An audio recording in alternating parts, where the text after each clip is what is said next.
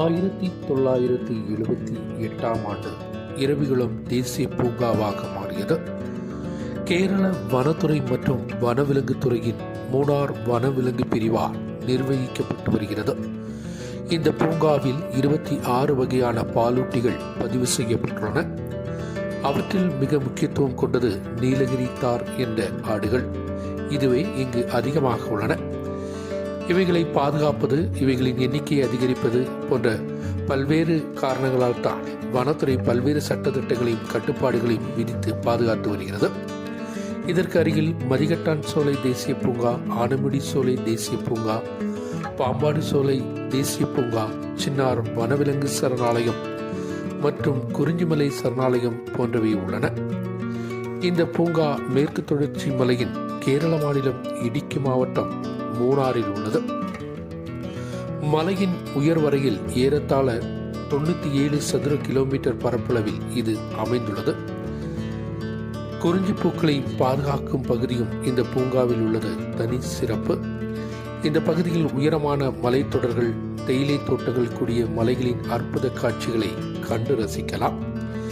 மூணாருக்கு வரக்கூடிய சுற்றுலா பயணிகள் இந்த தேசிய பூங்காவை அடைய வேண்டும் என்றால் மூணார் உடுமலைப்பேட்டை மாநில நெடுஞ்சாலை வழியாக ராஜமலை என்ற இடத்தின் வழியாக இங்கு வந்தடையலாம்.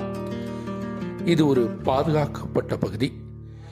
இது மையப்பகுதி, இடையக பகுதி மற்றும் சுற்றுலா பகுதி என்று 3ஆக பிரித்து பாதுகாத்து வருகின்றனர்.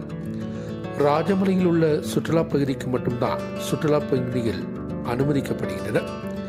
அழிந்து வரும் மலையாடுகளான நீலகிரி தார் தான் அவைகளின் இயற்கை வாழ்விடம்தான் இங்கு பிரபலமானது.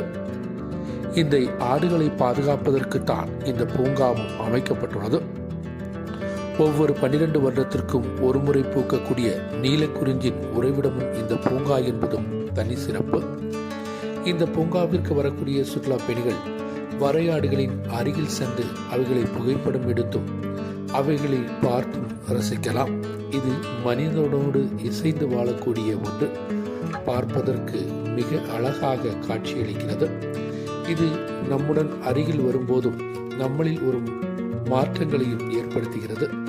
சந்தோஷத்தை காண வரக்கூடிய சுற்றுலா பயணிகளுக்கு எப்பொழுதும் ஒரு விருந்தாகத்தான் இந்த வரையாடுகள் மாறி வருவது.